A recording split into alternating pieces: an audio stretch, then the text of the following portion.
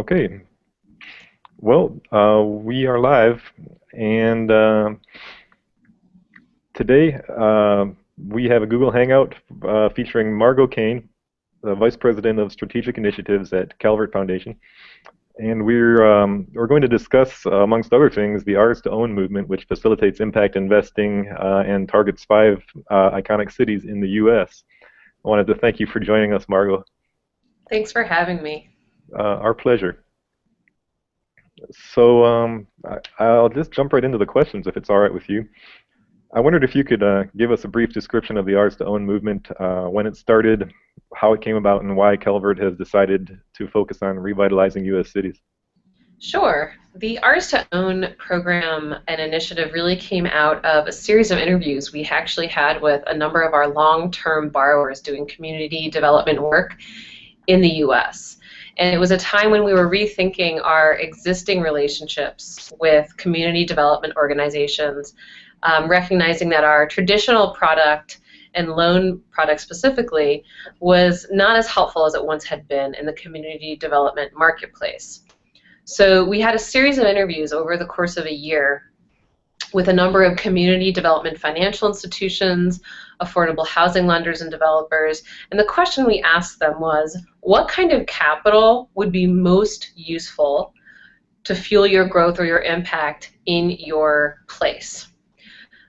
And most of them are operating in cities. Some of them were rural, and we would like to eventually include a rural component to this initiative as well, because place-based investing is place-based investing, whether it's a city or rural areas. But since most of our borrowers were urban, we really started with that question to a lot of the urban folks. And they had very different answers. And what we came to realize was the capital that was needed to make an impact, to make transformative projects really happen in the communities where our borrowers were working, that type of capital reflects the particular needs of each community. So for example, in one city, Minneapolis, St. Paul, the type of need that we really saw was for capital serving small businesses, for growth and expansion, particularly along transit corridors. And there's a couple of kinds of products that really suit small businesses that don't necessarily suit other uses of capital. And in this case, you have the SBA, the Small Business Administration 7A loan product. And it has some special characteristics to it, such as a much longer term. It's a 15-year loan usually. Most community development lenders don't have 15-year money. So what we were hearing from the ground in Twin Cities was, we really need 10 or 15-year money. So we can lend to these businesses and they can benefit from the transit and the growth that's happening in Minneapolis and St. Paul. And then in Denver, it was a totally different story again, where you had this huge real estate boom happening, and we had connections with the community land bank and developer who basically said, we need the ability to acquire property affordably and develop it for community benefit and purposes, specifically for low-income communities that are otherwise getting left out of this real estate boom. And that's a very special kind of capital. Again, it's relatively unsecured, and it has to be pretty low price because the carrying costs would otherwise make it unaffordable while they're working on properties that don't necessarily have any cash flow attached to them. So in each place we saw that the demand for capital was very specialized, was very specific to the neighborhoods. And when we thought about how we can go back and raise that kind of capital to meet this need and to create new product that's more impactful in the community development space, we realized that we should take the opportunity to tell that story to the local community. Most people don't know what the development needs or activities are that are happening in their neighborhoods or in their cities. They may walk by a hole in the ground every morning on their way to work, and they have no idea what's going into that. It may be senior housing. It may be mixed income with a health center or a charter school with a gym attached. And if people could understand what was happening in their community, and if they could also help eventually inform what was happening in their community, we saw that the Ours to Own initiative really could be crafted around marrying this specific local need that we knew how to underwrite and meet through our borrowers, and the interest of what we presume to be everyday people, citizen investors, in participating in owning a piece of that local development and meeting the local need. So we developed ours to own around that connection concept. Okay. And maybe you could walk us through a little bit about what happens when a person decides to invest in ours to own. For example, how do people usually find out about it? You mentioned that maybe they see needs in their communities, but how do they make the connection between those needs and the product that you're providing that can address them? And do they go to their website through a broker? And then after the investment's made, where does the money go and how is it delivered? Sure. So we've launched only in Denver and Twin Cities so far. So people in those cities are the only ones who will see a local campaign around ours to own. And there's a number of ways they may find out about it. There's a digital marketing campaign through web ads. We have a Twitter account that's sending out a lot of content. We have a Facebook page that sends out a lot of information. And we will be launching a more in-depth email campaign through various community development and kind of public sector networks and listservs in each place. So that's one way people may find out about it. The other way is we have some ways of spreading the word that are visual. So small businesses in the Twin Cities who will be borrowing from money that we're raising in the Ours to Own campaign may have a sticker or a decal in their business window that says ourstown.org, for example. Same thing with some of the properties that are being developed in Denver.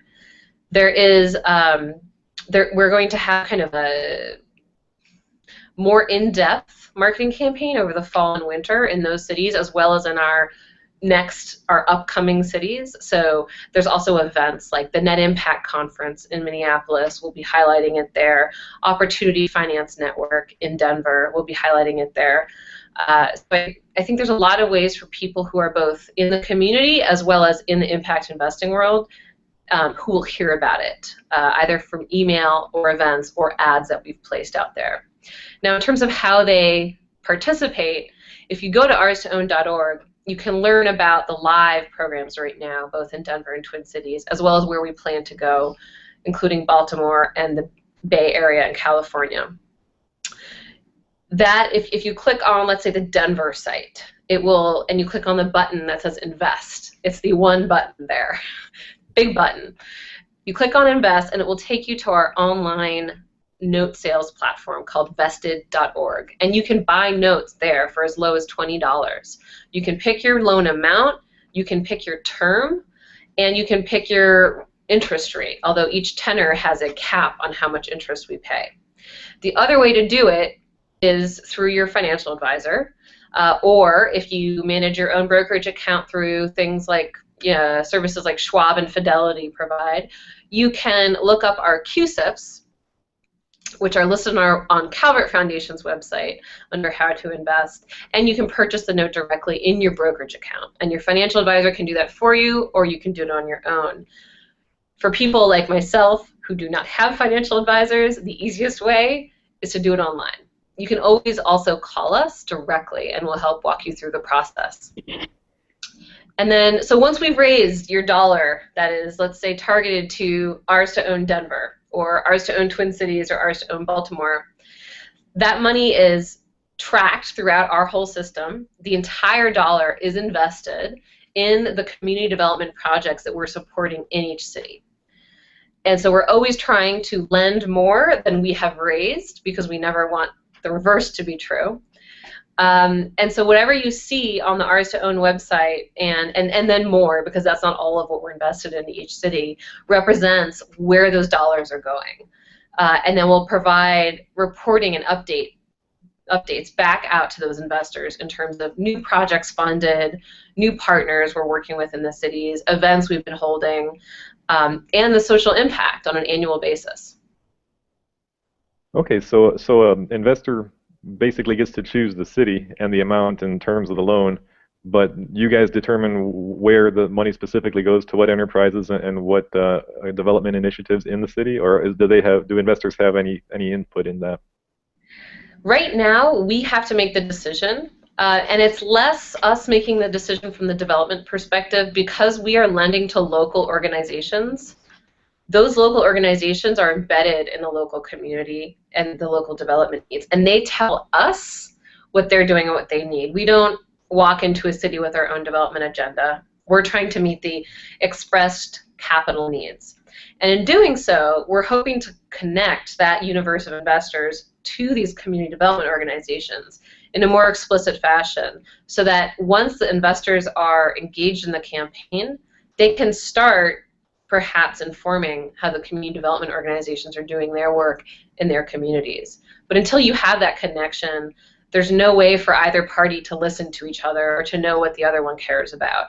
And that's really where we see our role. The other piece is that because we guarantee all of our investors access to our balance sheet, and we have a legal obligation to repay all of our investors, no matter whether they're invested in ours to own or our women's initiative or just our global portfolio. We have to make sure that the risk profile of our portfolio fits our ability to repay our investors. So we can't just do kind of pass-through investments like a crowdfunding platform might, where an investor can just pick a business and we just put money out there. We have to do a lot of due diligence before we can put something in front of investors and say, we're investing in this, come join us. I see. So just out of curiosity, I wondered, you mentioned that you work with different organizations and listen to the needs of the community and base your investments around what they've told you. Does that also extend to, like, I guess, I mean, are you the one who initiates the contact with different organizations, or can they like approach you and ask to be included in ours to own in their city if it does come to their city, or if it's already there? Both happen. Both are true. And in Colorado, that's a great example. We started off talking to Urban Land Conservancy, and they had actually reached out to us, but we had worked on creating a partnership with them to be the anchor investment in Denver. And alongside Urban Land Conservancy, we have a long-time relationship with Colorado Enterprise Fund that we are growing as a result of ours to own. And then a number of other folks have come out of the woodwork saying, we heard about this, we'd love to be a part of it, and we're underwriting new relationships with them now. And you know, as part of our feasibility, when we walked, well, not walked, but when we moved around the country talking to people about their capital needs, a lot of the folks that we talked to are the ones that we're targeting through the Ours to Own initiative, because they're people that we've been working with for 15 or even 20 years in some cases, and we really wanted to figure out ways to be as helpful to them as possible. But we're certainly considering new partnerships and relationships as well. Okay. And I wondered, you spoke about traveling around the country. The cities that you have focused on initially, and perhaps the movement will grow from here. But you're starting with Minneapolis, St. Paul, and Denver amongst a small group of 5 total cities, if I'm not mistaken. Yep. I wondered how you decided to focus on those cities in particular. And I mean, forgive me for saying so, but for example, as a Michigan resident, the first thing that comes to mind is, why wouldn't Detroit, which seems to have more glaring social needs than let's say a Denver, be included on that list? That's a great question. And Detroit was actually the first city we tried to do this in. And it hasn't worked out yet. I'm still working on it. So really, the beginning with both Denver and Twin Cities, it was an opportunistic thing. Both cities, we weren't even planning on launching it 2 at once. We were only going to do 1. But both cities kind of came together at the same time in terms of their readiness. And we can't really control all of the elements of readiness. You have to have a cohesive investment thesis. You have to have an investment partner that's able to take on a pretty significant amount of funding, in both cases $10 million, which is large in the community development space. And you also need to have community awareness and partners that are going to help you build the local campaign out from scratch. And so we really had both of those elements in Denver and Twin Cities ahead of an opportunity to announce our initiative and our commitment to launch in 5 cities at CGI America, which is really at the end of June, which is really the only reason we started with those 2. Baltimore and Detroit were our first cities of focus, and it takes probably 2 to 3 years, I would say, generally, to pull together this kind of initiative because of the depth and breadth of local partnerships involved and the complexity of the transactions. So in Baltimore, we have a pretty large portfolio and a range of transactions and partners, and it's just a matter of getting certain things closed so that we can go public with the investment option, so that we can accurately represent to investors what they would be participating in. So that will be coming in Baltimore. This will be inner city Baltimore, and it will be targeting low-income neighborhoods. And then Detroit, you may know, being a native, currently has money flooding it. There's a lot of money coming into Detroit, which is great, and it's so badly needed. The effect of which, though, for us is we are relatively smaller, and there's not a whole lot of demand right now in Detroit for our kind of product. We have debt capital.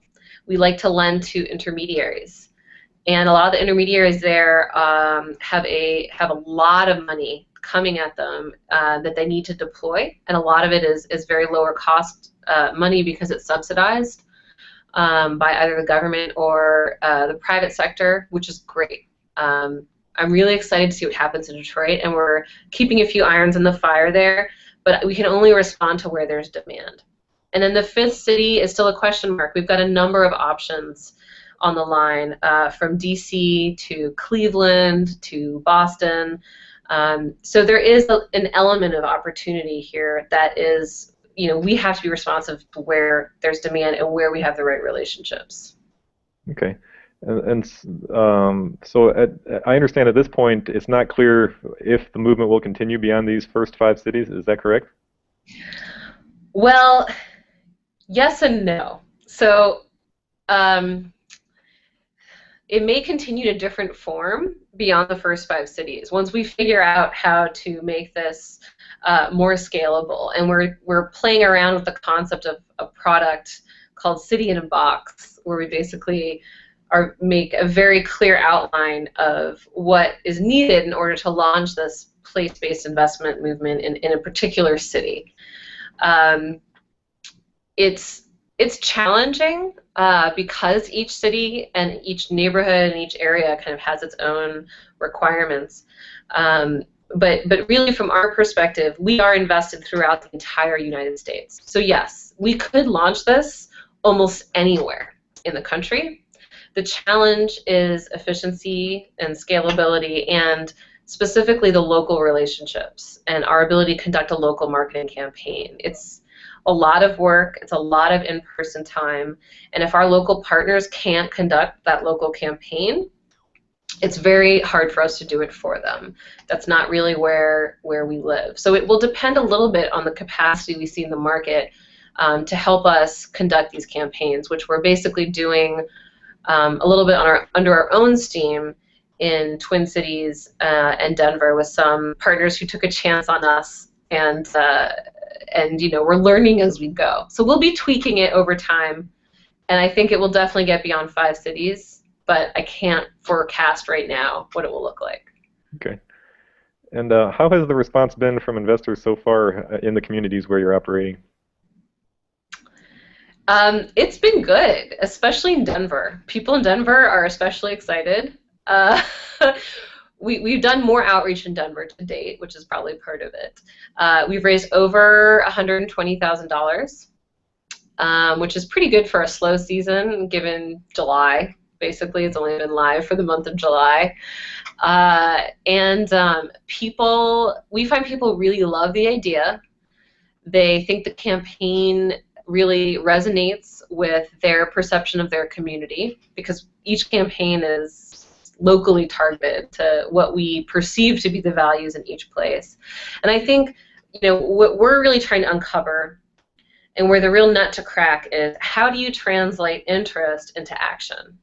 How do you get someone across that barrier of, if they're doing this online, typing in their bank account and social security number and press buy, or picking up the phone and calling their financial advisor, or logging into their Schwab account, looking up the QSIP, and buying the product. Those are pretty significant barriers to action. It's not donation, it's not signing up a petition, and these are the kind of the spaces between we're trying to uncover. Where do we lose people?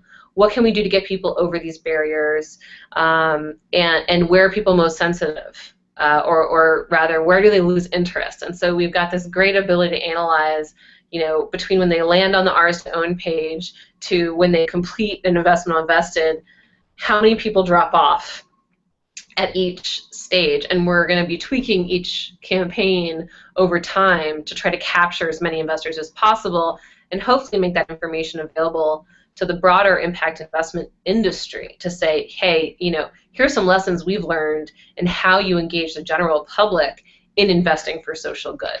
Because there's a lot of barriers introduced by regulatory stuff that there's just no way around, so you have to think of creative ways to market it to people and to get them over the hump. It seems just by observing your materials out there that your marketing focus has been more like on appealing to people's civic pride rather than playing up the fact that they can't expect some returns from the investment. How important have you noticed it to be amongst your investors that there be a financial return in it for them? Is that something that they expect or have asked about? It depends on what kind of investor. We have a pretty big range of investors, and I think the Ours to Own campaign that's public right now is very focused on people who might be new to impact investing, who may not even think of themselves as investors. So we're kind of trying to get them in. This is almost like the gateway drug to realizing that your investment assets can yield social good, right? And I think that's why we don't talk very much about returns in that campaign. We don't want to scare people off with financial talk, but also that's not how they're getting hooked. We're not saying, oh, look at this great financial product. We're not assuming that people are interested necessarily in a financial product. We want to bring them in on an emotional level. Like, do you care about your city and do you want to own a piece of it? That's the civic pride side. We're trying to see if it works. On the return side, though, it is very important for a lot of our investors, and especially through the brokerage channels, financial advisors, and institutions buying our note. That's obviously a really critical component, but they don't come to us through the Ours to Own campaign necessarily. They tend to come to us through more formal channels in the financial services world, and our marketing towards those entities is very much, look at our diversified portfolio, look at our payment track record, here are our returns, here's our performance to benchmarks. It's a lot more financially oriented. So it's a little bit of trying to segment our audiences and trying to speak to what each audience cares most about. Okay. So if I've understood correctly, a larger investor through their broker can invest in Ours to Own, correct? Absolutely. Okay. And this might be a dumb question, and I'm sorry if it is, but I'm kind of a neophyte in impact investing myself, and my understanding is that there's a lot of kind of dissatisfaction with regulations in the U.S. that prohibit retail investors, non-accredited, non-wealthy investors from making most impact investments in most cases. And I wonder how you guys get around that by how is it that you're able to offer $20 investments in Ours to Own, for example? What is it that you're doing that others aren't, and maybe why aren't others doing it?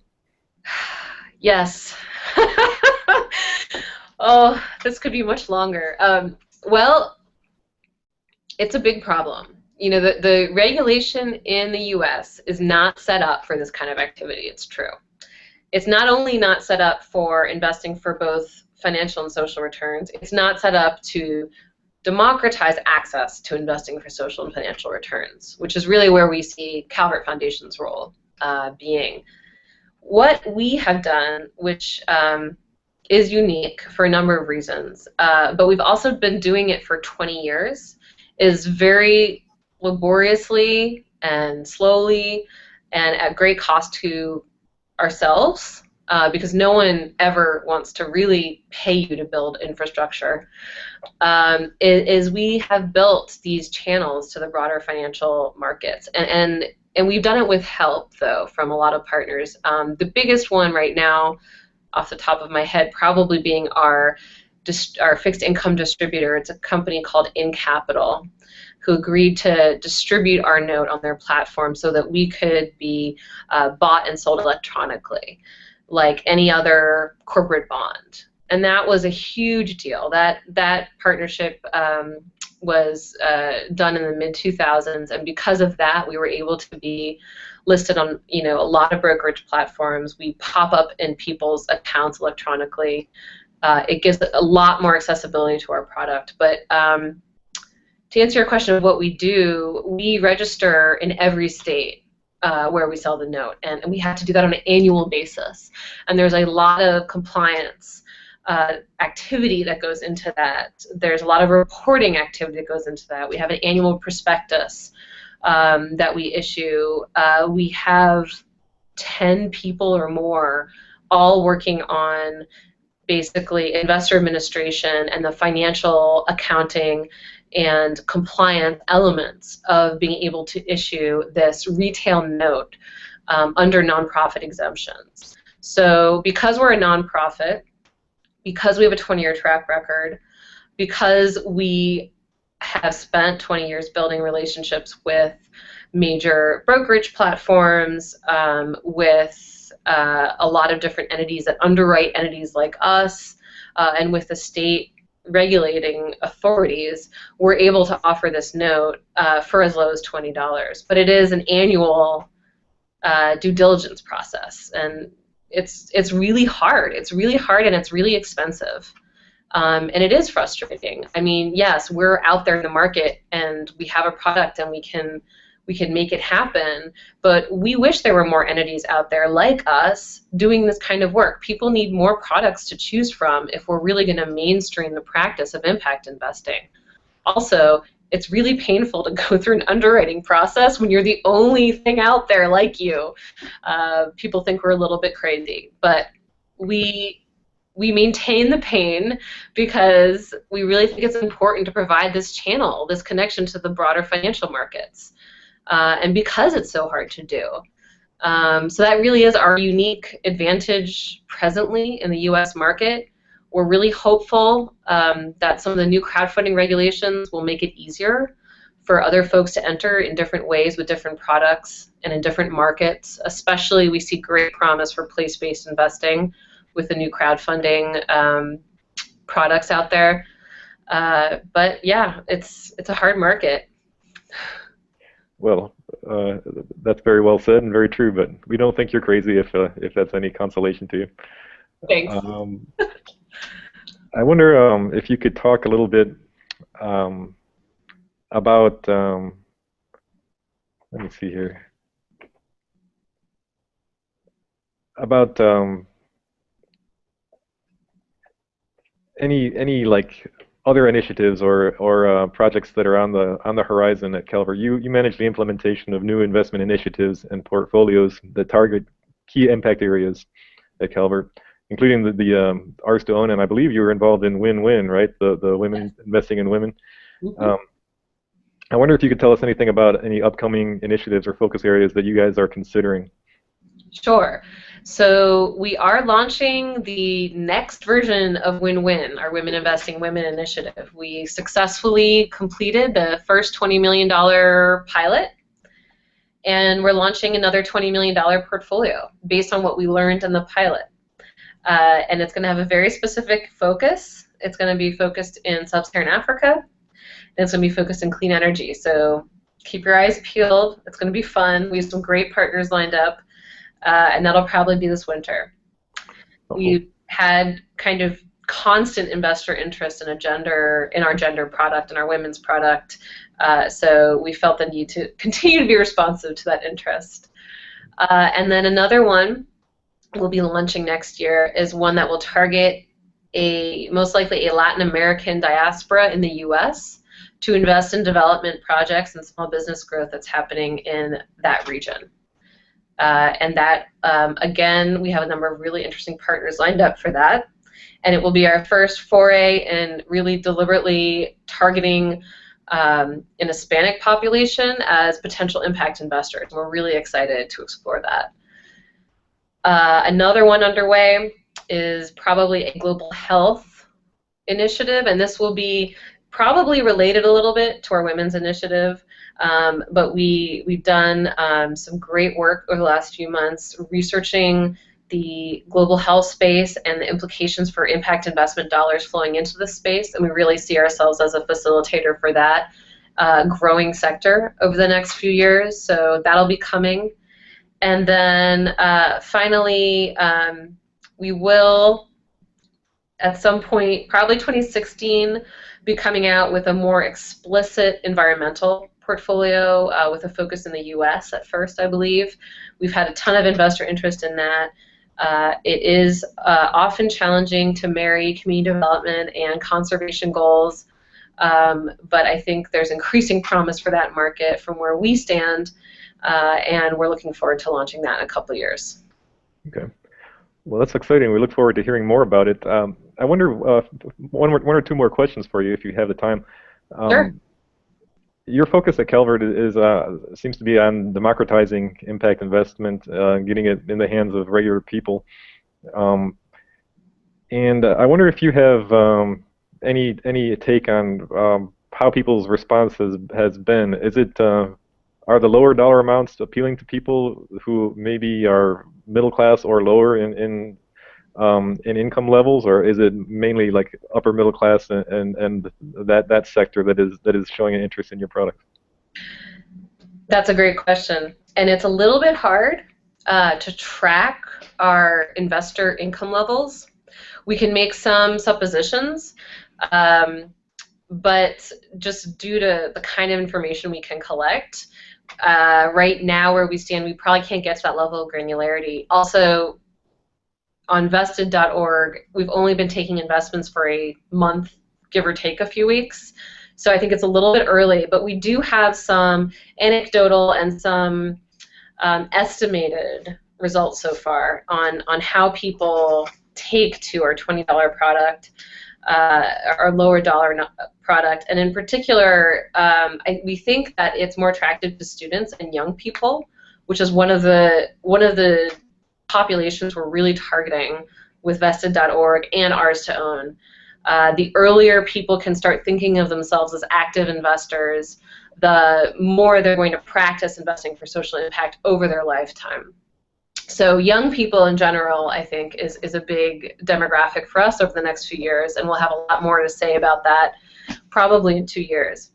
On the middle or lower income demographics, in each place where we're launching ours to own, we're doing some very kind of in-depth community awareness building around the opportunity to participate in the communities where we're also investing dollars. So it is important to us to get a measure of community engagement and implicit approval, really, by getting some of those people to buy a note in the program and not just view themselves as beneficiaries, right? So if we're financing a new affordable housing development, we'd love to see some of the residents buying the note, and that's one of the reasons that we fought really hard to make a $20 note available on vested.org. It's too soon yet to know whether that's going to be successful, because that is a very targeted outreach in our particular ours to own cities, but we'll have more on that probably in about a year.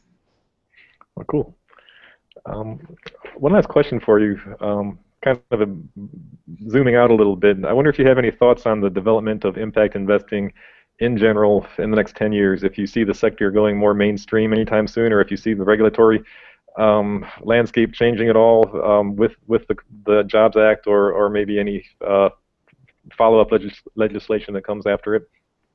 Yeah.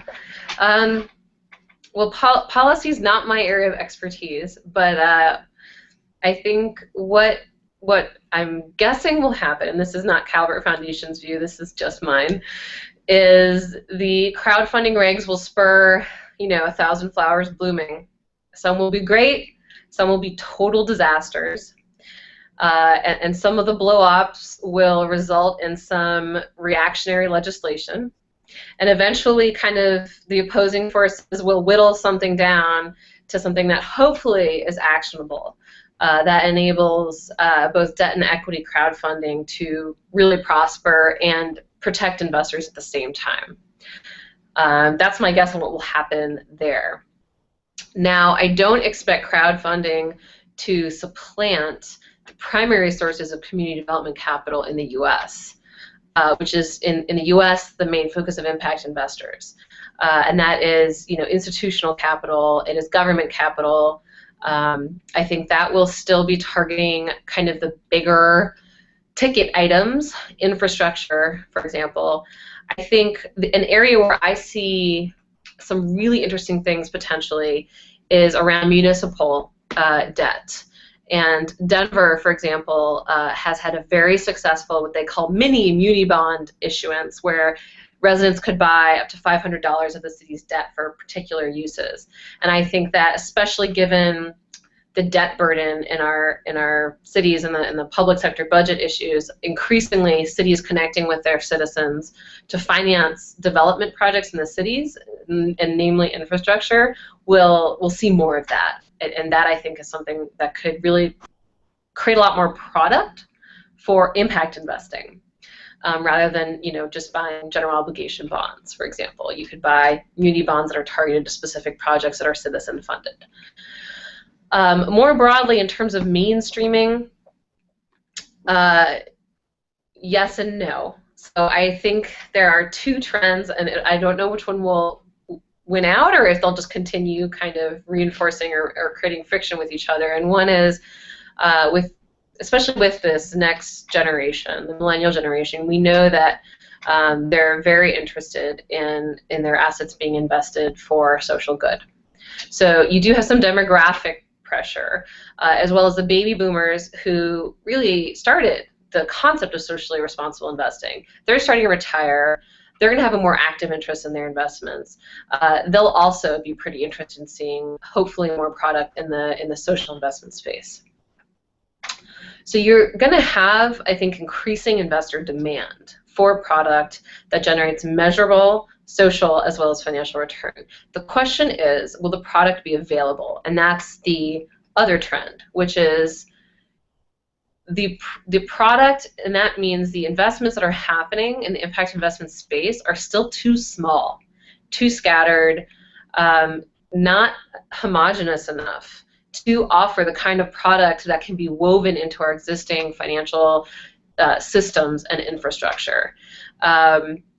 Just to give you an example, we're one of the larger funds probably in the U.S., and we registered our community investment note with our distributor under a $500 million maximum issuance, which is like a standard amount for them, for a fixed income distributor.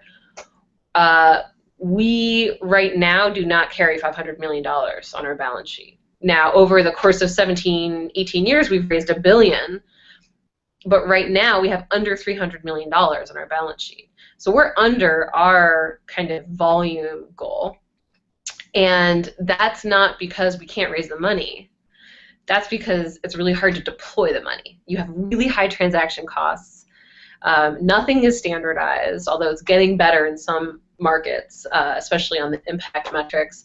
But overall, I think in impact investing, there's not quite enough focus on getting the investment portfolios to a place where they're scalable, to a place where they're efficient, to a place where they could be securitized or sold in order to create more product for the financial markets. I think we're pretty far from that still. So I feel like you'll have increased demand for product and then some real challenges pulling the product together, especially across multiple asset classes. And just follow up quickly. What would be the way forward to solve that problem? Working on the scalability of product requires a lot of collaboration amongst the players in the impact investment space.